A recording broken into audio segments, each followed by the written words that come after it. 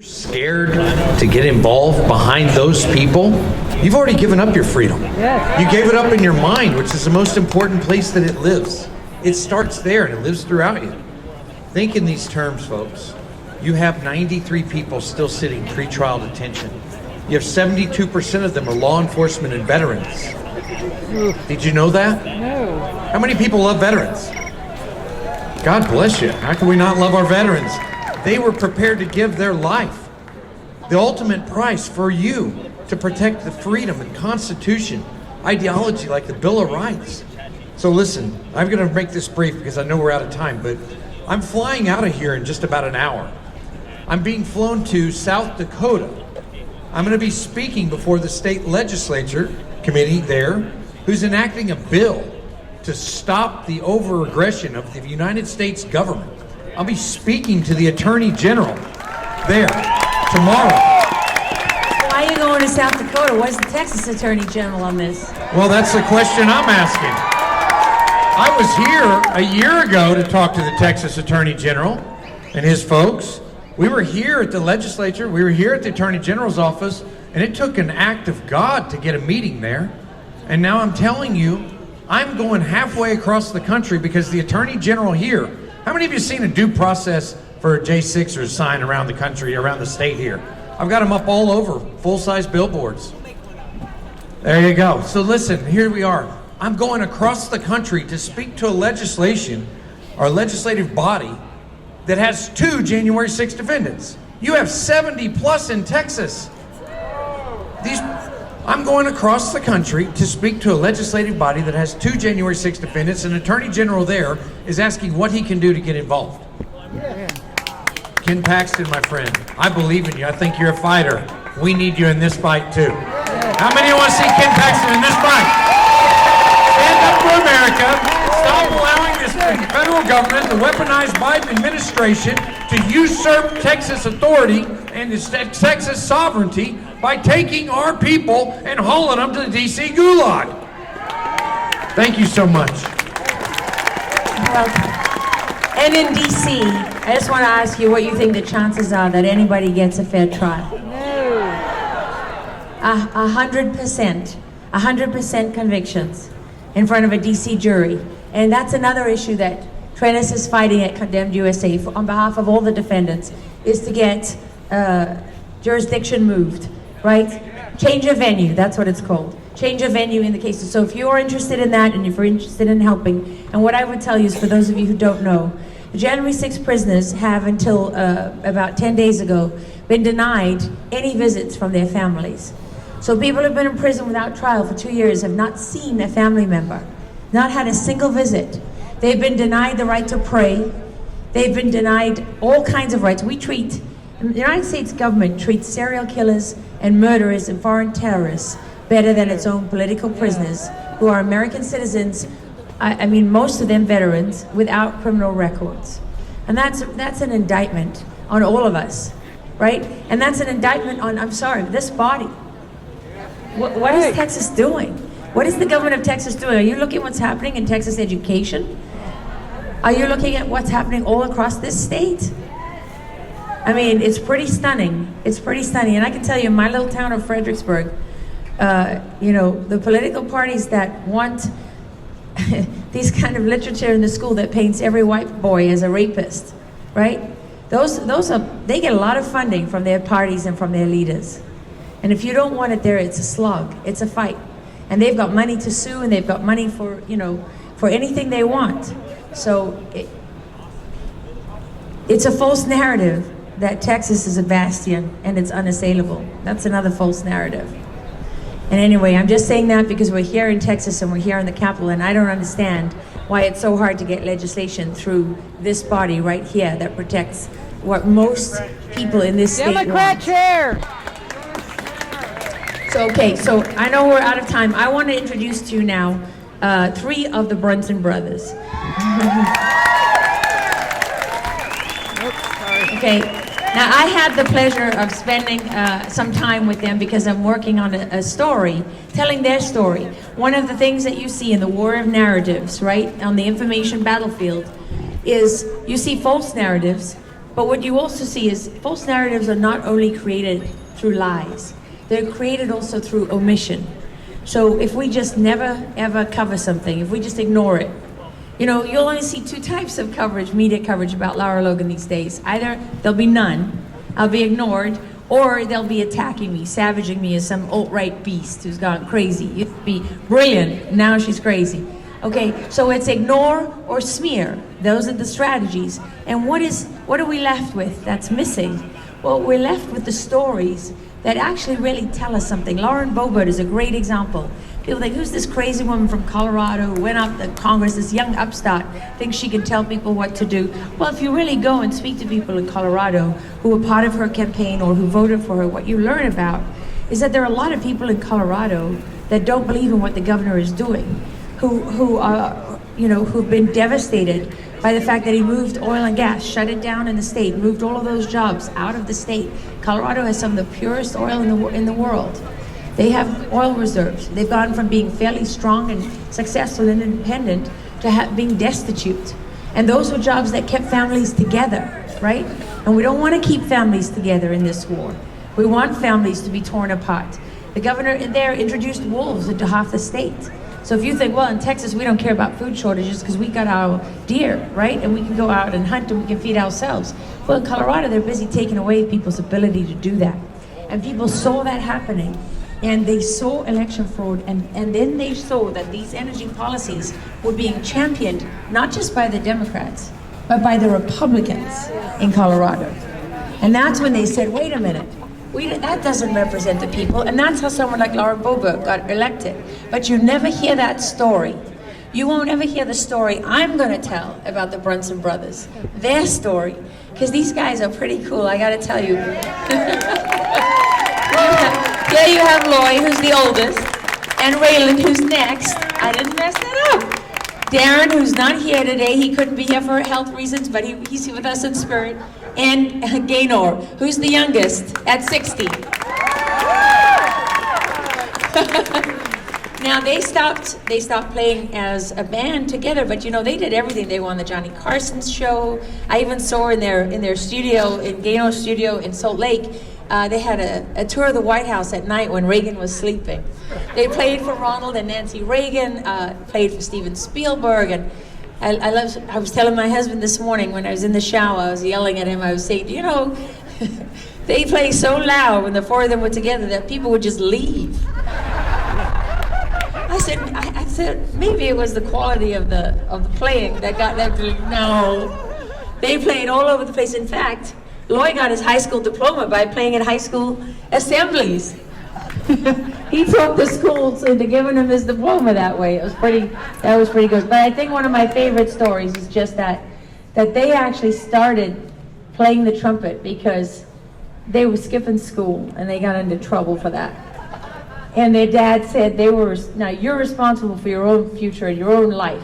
We're not responsible anymore. And Loy and Gaynor, they were so worried about that. They were little. They were so worried they decided, well, Raylan just wanted to be famous. And they decided to play the trumpet and become famous so that they could survive. And they played so loudly that their mom made them practice in the closet. I love that story. Loy said he opened the closet door one day and just all this steam came out of there because it was you two, right? You two were in the closet practicing. You know, people say a lot about the Brunson Brothers. They say that they hyped up their case before the Supreme Court and that they gave people false hope and it doesn't have a snowball's chance in hell of going anywhere. And sometimes we're so focused on one thing, so focused on the outcome, we forget about that journey. And what the Brunson Brothers case is really about, it's about a couple of important things, but really at its core, it's about ordinary people standing up and saying, I know what the Constitution says, and I'm not going to sit by, right? When the Founding Fathers said you have a republic if you can keep it, this is how you keep it. They may not win. They may not be the most experienced people to go before the Supreme Court. Maybe their case is poorly written. Sorry, Darren, he's not here. I'm just saying that's what some attorneys say. Maybe it doesn't have everything in it that should be in there.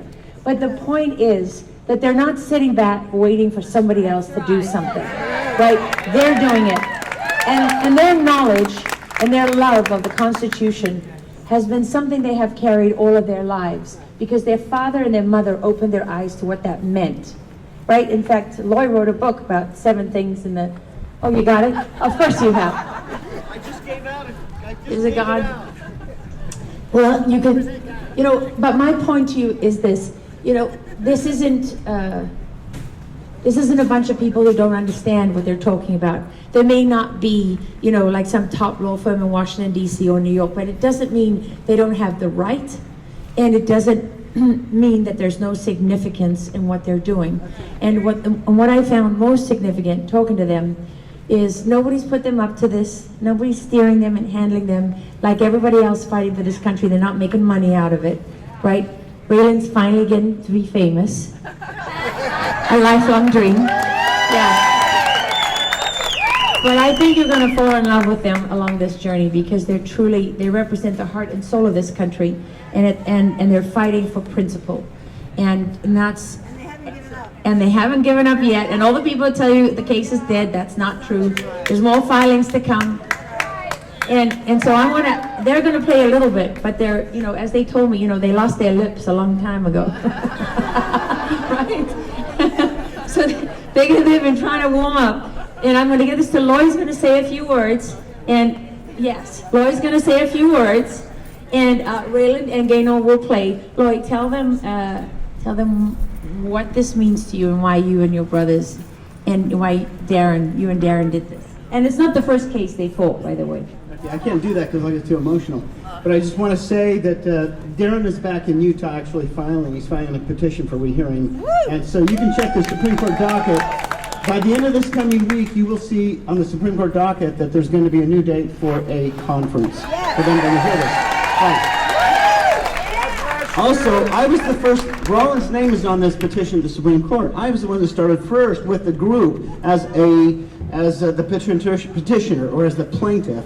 And that case is still alive in federal court. Even though the federal court canceled my filing, canceled the U.S. Marshals after they had started serving Nancy Pelosi and Maxine Waters and about 80 others in one day, they canceled that. So we took them to the 10th Circuit. We didn't win, so we took them to state court, and after we did that, we were notified by the federal court that they had not only uncanceled my case, but they had filed it for me and ordered the clerk of the court to issue 388 summonses, and that case is still alive. And we're going to take that to the Supreme Court, and that'll have a Rule 11 label on it, national emergency. Rollins' case was allowed to bypass the 10th Circuit because they agreed with us that it was a national emergency, and the Supreme Court gave us permission to bypass the 10th Circuit, and we're going to do the same with this case. So thank you. God bless you all for your support.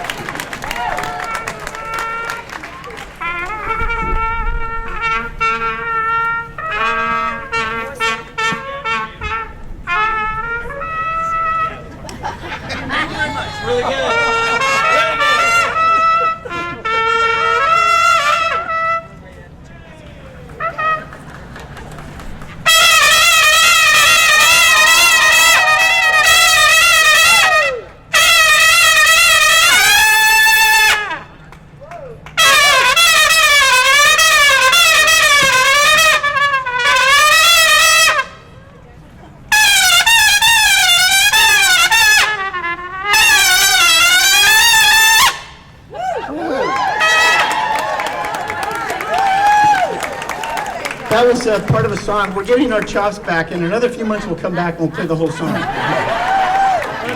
So, okay, no, wait. Do you have anything to say about the case or anything? Why don't you say something about the case, and try not to go into your comedic routine. I'm going to be very serious and very sober about this. But it's funny because I was talking, I think it was Lara I was talking to, and didn't you tell me that every person you've met that's a conservative, eventually the subject goes to God? Was it you that said that? It just ends up, we talk. Was it not you that said that? Words in my mouth. It's a dream I had. It was a dream I had, guys. Yeah. Next subject. But we believe in God, and we grew up believing in God, and we had family prayer every morning, and we would read the Bible every morning. And our parents would teach us about Jesus and the teachings of Jesus. And we were taught that the foundation of happiness, the foundation is freedom. If you are unhappy in your life right now, if you're unhappy, you're missing out on freedom. There's a tyrannist in your life or a situation that's blocking you from freedom. And that was burned into our hearts. So when Loy, our brother, started out with his name on the complaint, because our brother Darren helped write it, and he didn't want his name on it. He says, I don't want to be out there in the front. And Loy says, well, heck, put my name on it. So he put his name on his case. And his case was starting to take off and get in all this trouble, and the courts were trying to stop it. And I says, why don't we take that same case, put my name on it, and let's file it in a different court? And they're like, okay. And I was pretty pumped up about this, okay? Pretty pumped up. So anyway, they put my name on the case, and I'm like, now listen, we're going to be suing federal officers. You don't sue federal officers in a state court. You sue them in a federal court. So I says, why don't we sue it in the federal court? And our brother Darren says, no, let's sue it and sue him in a state court. And I go, you can't do that. He goes, yeah, you can. I know the rules. In fact, I'm the only one that's following the rules. A lot of the attorneys don't follow the rules. He goes, we can follow the rules here. And I'm like, okay, man. So I got on my bicycle, because it's just down the street. And I went to the state court. They accepted my filing fee. And I'm looking at them, expecting for them to look at me weird, and they're looking at the defendants, and it's all the members, most of the members of Congress, and the president, vice president. And I'll never forget this. She's looking at me, and she's looking at me like this, and goes, all right, I'll take your $300. And then I gave her the cash, and I'm watching her, and she stamps it. And she looks at me and says, okay, it's filed. And that's the story. So anyway, what I want my brothers and I to do is it's the last time we bowed before an incredible group. And we went, Gainer's gonna say something. And then we gotta do the bow. Okay, we'll do the bow. I just see these guys dedicate their lives. They dedicate hours every day. This is their love. They don't have hobbies. I say, come on over and play a game of pool. They don't want to play pool. They want to just do this and do this. They've been doing this day and night for years. And it's so exciting that they're getting some people on board to support this. It's incredible.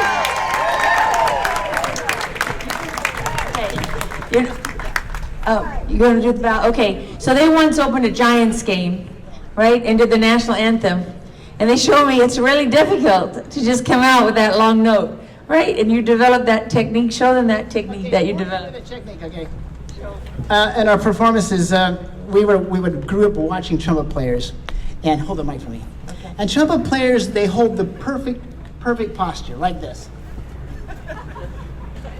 And we thought to ourselves, how boring. How boring. So we're going to do the little motion we would do at performances when we would get ready to play the first note. Except we're not going to do the first note. Come here. Come on, Lloyd. Come on, Lloyd. Yeah. This is what we would do. We would start out like this. Oh, yeah. And then we would...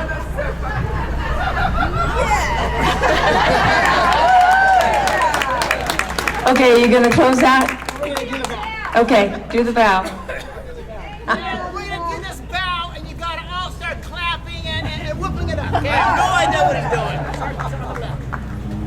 Yeah!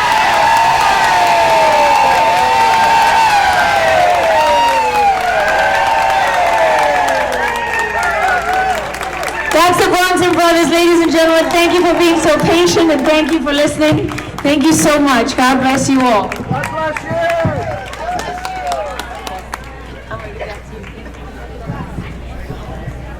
All right, so. All right, Jeremy. So we are going to be heading back into a time.